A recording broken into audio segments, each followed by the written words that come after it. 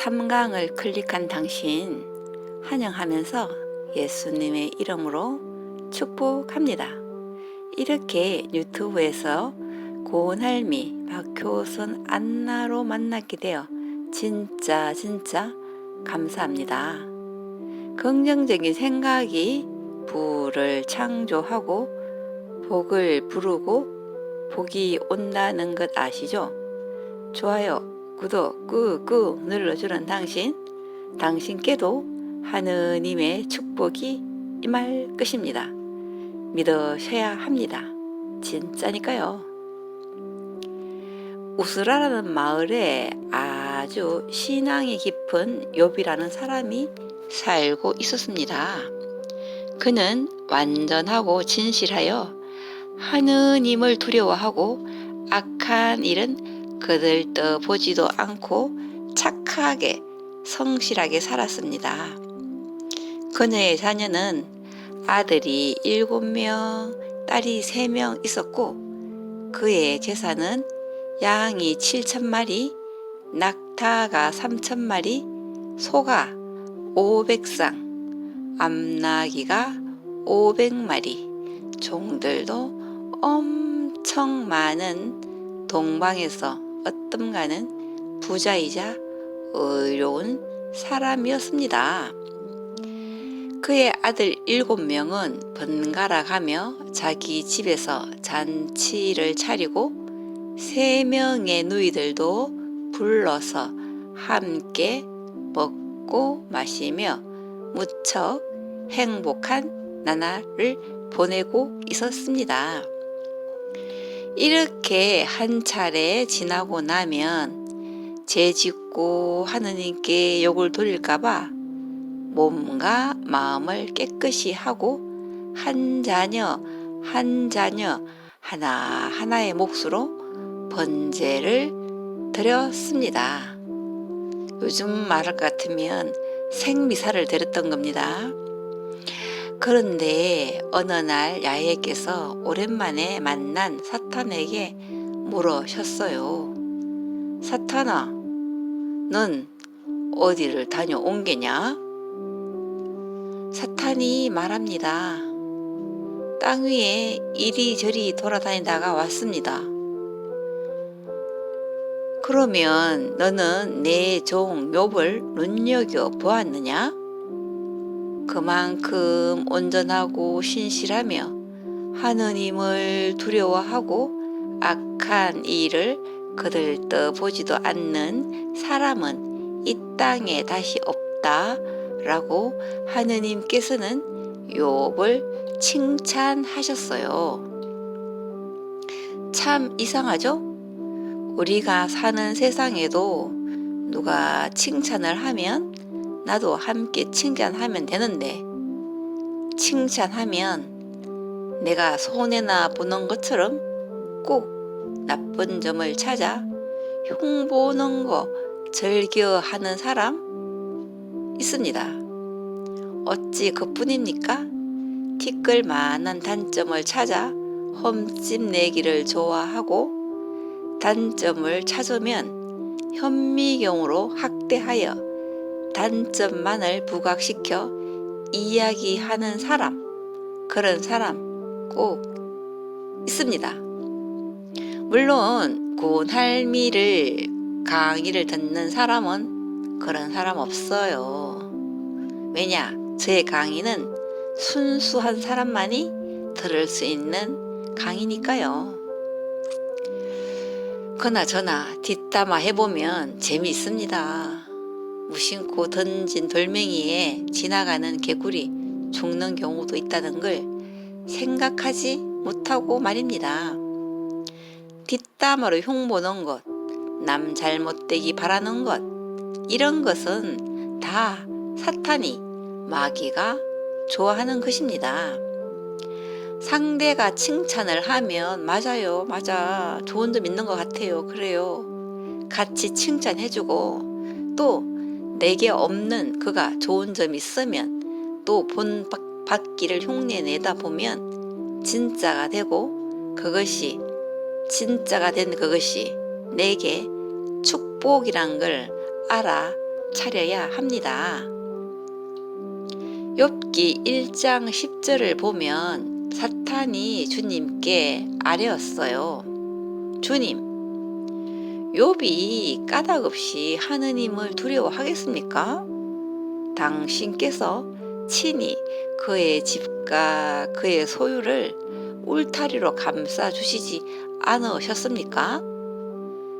그가 손으로 하는 모든 일을 주님께서 축복해 주셨고 그의 가축을 땅 위에서 번성하게 해 주시지 않으셨습니까?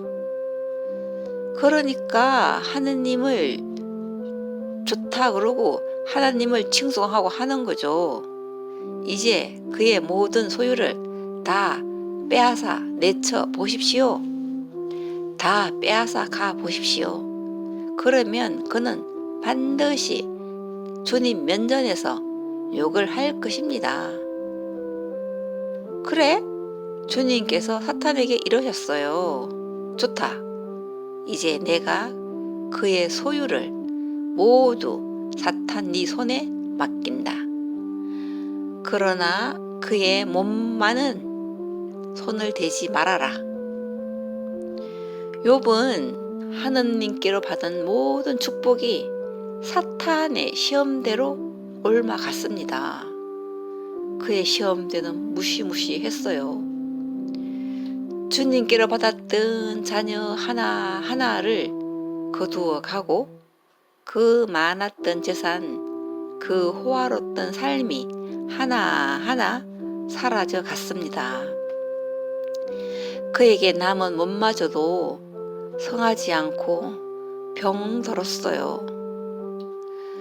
우리가 살다 보면 우리에게도 이렇게 시험을 하십니다. 우리는 유혹이란 시험을 잘 치러내는 사람이 있는가 하면 시험 치기도 전에 팽개치고 임하지도 못하는 사람 있습니다. 모든 시험 뒤에는 지금보다 나은 삶으로 이어진다는 것을 알아야 하는데 말입니다. 우리가 시험을 보면 합격이라는 것이 있고 시험 또 뒤에는 성진도 있을 수 있고 성진 뒤에는 또 축복이 있다는 걸 꼭 알아차려야 합니다. 몸마저 병든 욥에게 사탄이 친구들이 그를 조롱합니다. 하느님을 원망하도록 조롱했습니다. 그럼에도 불구하고 욥기 19장 35절 말씀을 보면 나는 알고 있다네 나의 구원자께서 살아 계심을 그분께서는 마치 먼지 위에서 일어서시리라. 내 살갗이 이토록 벗겨진 뒤에라도 이내 몸으로 난 하느님을 보리라 라고 말했습니다. 우리 인간은 이쯤 되면 하느님 원망 나오고 이쯤 되면 우린 돌아버리기나 살기 정말 어렵습니다.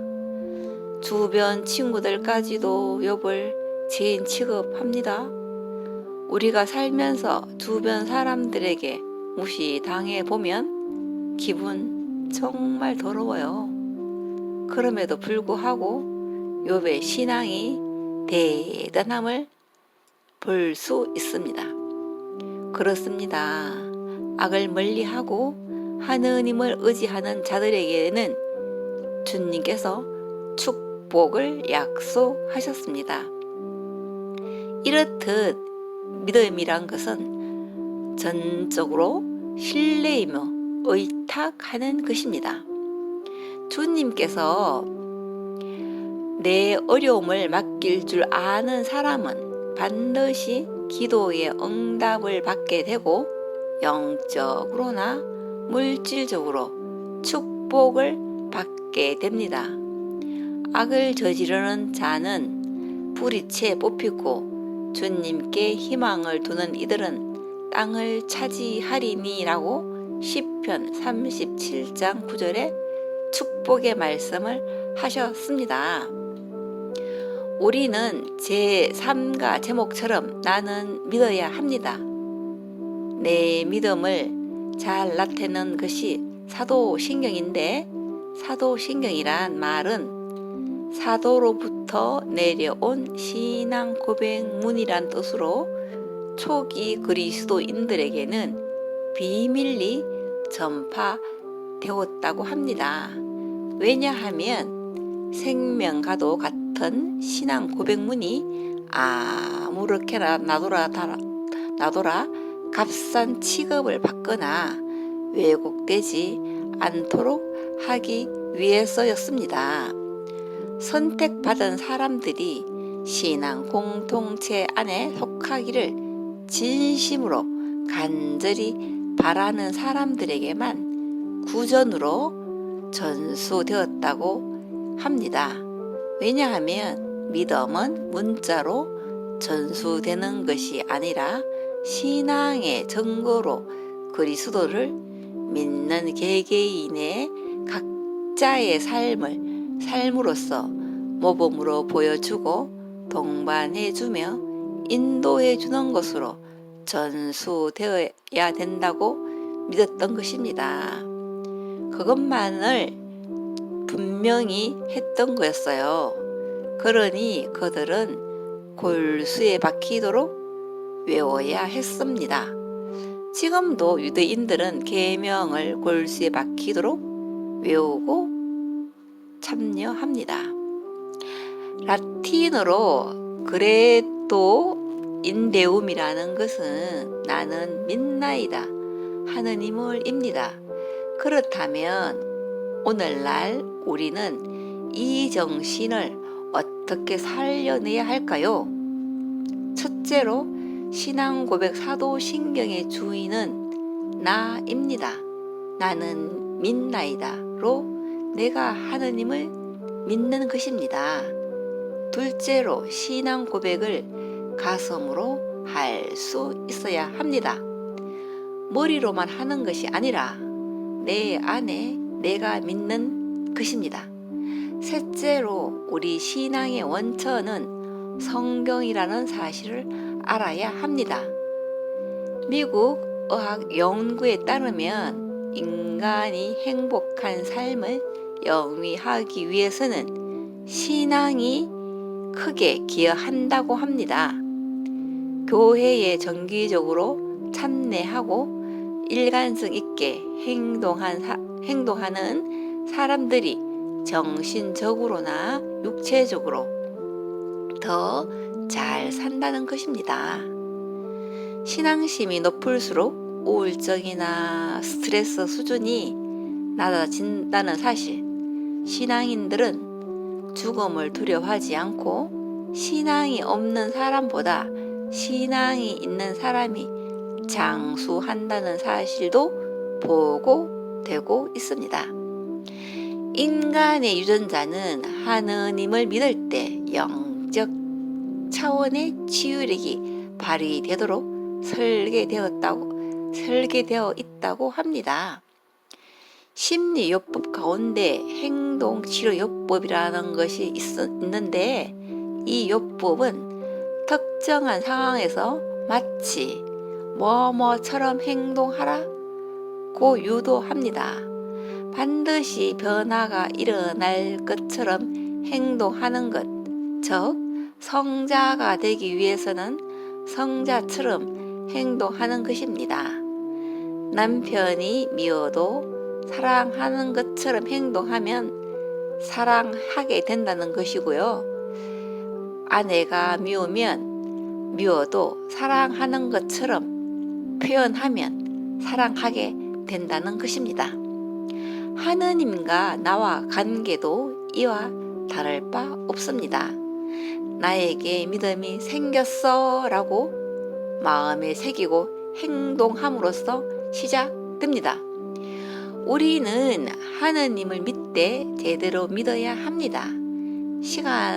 내 시간의 첫자리로 일어나면 기도하기로 내어주고 내 생각의 첫자리로 말씀 생각하기로 내어주고 내 사랑의 첫자리로 주님 영광 위하여 살기.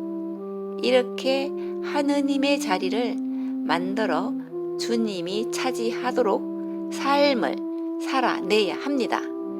잘못된 생각으로 하느님을 가두는 이런 것들은 우상입니다.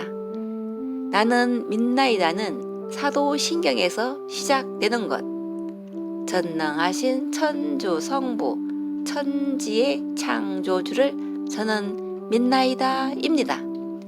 다음 이 시간에는 제4과 전능하신 아빠로 찾아뵙겠습니다. 감사합니다.